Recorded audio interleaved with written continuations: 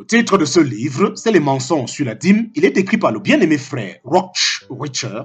Nous sommes toujours à la première partie de ce livre, chapitre 4, petit 5. Première partie de ce livre, chapitre 4, petit 5.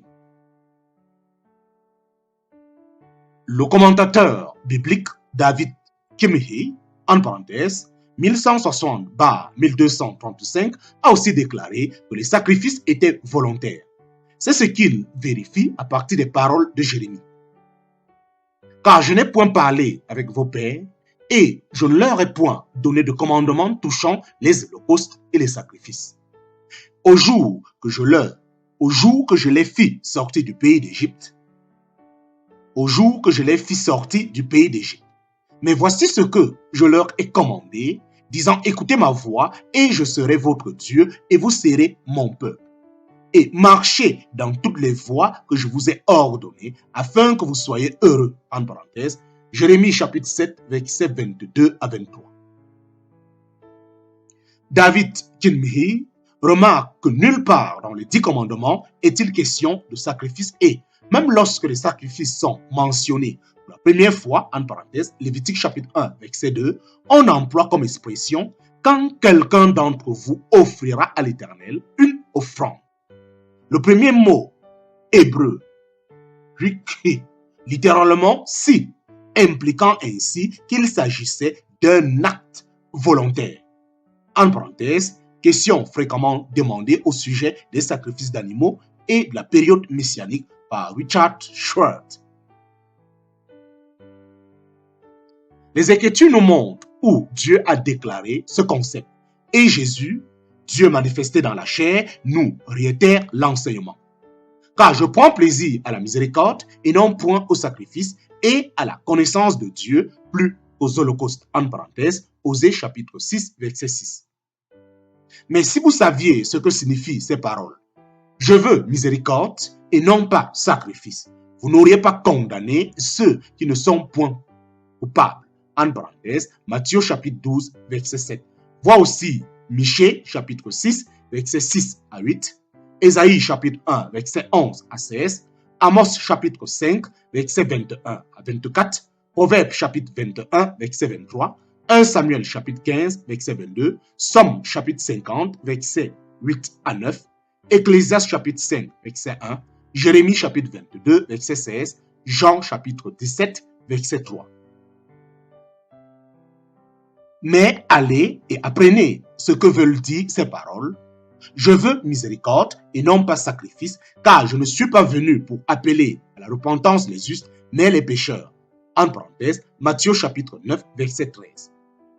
Les sacrifices de l'ancienne alliance servirent au niveau physique à un peuple d'être charnel afin de leur donner un minimum de discipline et les freiner dans leur élan naturel vers le mal. Toutefois, les patriarches et les prophètes avaient déjà atteint le niveau plus élevé de l'alliance nouvelle que le Christ allait confirmer par sa mort. Basée sur la foi, cette nouvelle alliance amenait les enfants de Dieu au niveau spirituel où celui-ci voulait les amener par son esprit en nous. Nous ne sommes donc pas sous la loi de Moïse, mais sous la loi de Christ. En résumé, lorsqu'il mourut sur la croix, Jésus-Christ confirma par son sang l'alliance faite avec Abraham.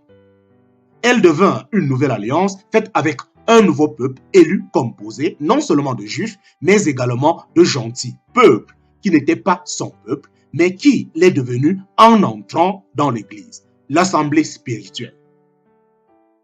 Le peuple de la nouvelle alliance, son nouveau temple. Le peuple de la nouvelle alliance, son nouveau temple, dont nous sommes les pierres vivantes, Christ étant la pierre angulaire. Le sacrifice suprême et ultime de Christ mit fin au jour de la loi et la justification se fit par la foi en ce sacrifice. Dans le prochain chapitre de la loi à la grâce, nous verrons que certains éléments de la loi de l'ancienne alliance furent transférés dans la nouvelle, mais en subissant des changements afin de les porter au niveau spirituel. Fin du chapitre 4, Fin du chapitre 4. Chapitre 5. De la loi à la grâce. Chapitre 5. De la loi à la grâce. Nous entrons présentement dans le chapitre 5. Le titre du chapitre 5. De la loi à la grâce. L'apôtre Paul nous a parlé de la loi de Christ. À ceux qui sont sans loi, comme si j'étais sans loi, en parenthèse, quoique je ne sois point sans la loi, quoique je ne sois point sans loi quant à Dieu, mais je suis sous la loi de Christ, afin de gagner ceux qui sont sans loi. En parenthèse, 1 Corinthiens chapitre 9, verset 21. Portez les charges les uns des autres et accomplissez ainsi la loi de Christ. En parenthèse, Galates chapitre 6, verset 2. La loi de Christ n'est pas la loi de Moïse. La loi de Moïse fut le pédagogue qui nous amène à la loi de Christ. La loi de Moïse fut l'ombre de la loi de Christ, comme le peuple d'Israël fut l'ombre de l'Église et comme Moïse fut l'ombre de Christ. De nombreux préceptes de la loi de Moïse furent amenés à un niveau supérieur dans la Nouvelle Alliance. Le niveau supérieur. Dieu voulait inscrire sa loi dans le cœur de son peuple de la Nouvelle Alliance. Donc, il fallait que chacun des membres de son Église soit habité par le Saint-Esprit qui seul permet à l'homme de comprendre la loi de Christ. Notre Seigneur et Sauveur prit soin bien expliquer la différence qu'il pouvait y avoir entre la loi de Moïse et la loi de Christ. Dans l'évangile de Matthieu, au chapitre 5 à 7, Jésus donne à ses disciples des instructions précises sur la manière de faire la volonté de Dieu au niveau spirituel. Prenons comme exemple la question du divorce. À l'époque de Moïse, Dieu permit le divorce à cause de la dureté du cœur des enfants d'Israël sur lesquels le Saint-Esprit n'était pas répandu. Dans la Nouvelle Alliance, le divorce est exclu au sein de la communauté de ceux qui appartiennent à Christ. Jésus a dit que ce que Dieu a joint ensemble en une seule chair, personne ne peut le séparer. Jésus a ensuite abordé la question de l'adultère et il en a élargi le concept en ajoutant que le fait même de regarder une autre personne que son conjoint avec la convoitise au cœur constituait un adultère au même titre que l'acte. Voilà le niveau spirituel. Voilà le niveau spirituel. Voilà le niveau spirituel. Sous la loi de Moïse, l'adultère entraînait la lapidation des contrevenants qui se faisaient prendre en flagrant délit par 2 ou 3 témoins. Mais quel témoin aurait pu dire qu'une personne en convoitait une autre dans son cœur? Dieu est alors le juge. Et il dit que chez les saints de la Nouvelle Alliance, il ne doit y avoir trace d'adultère. Il ne doit y avoir trace d'adultère, de lapidation, ni de convoitise, même si celle-ci demeure secrète et enfouie dans le cœur de l'humain. Ceux-ci auraient tout autant à se repentir de ce genre de péché que s'ils avaient commis ouvertement l'adultère. Les chrétiens doivent exuder l'amour, la tendresse et le pardon mutuel. Ils doivent se regarder les uns les autres comme étant supérieurs à soi-même. Le mari doit aimer son épouse comme lui-même et l'épouse se soumettre à son mari avec amour et respect. Ils doivent vivre ensemble comme étant co-héritiers en Christ. Par ailleurs, aux yeux de Jésus-Christ, le simple fait d'haïr quelqu'un sous la Nouvelle Alliance équivaut à commettre un meurtre. Nous voyons maintenant que le péché se situe au niveau du cœur à un degré de spiritualité intérieure. Quelqu'un peut donc pécher sans que son entourage s'en rende le moindrement compte.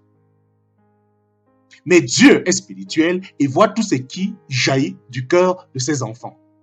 Aujourd'hui, au lieu de lapider les enfants rebelles, on leur enseigne à honorer et à obéir à leur père et à leurs mères en leur éduquant par les avertissements du Seigneur.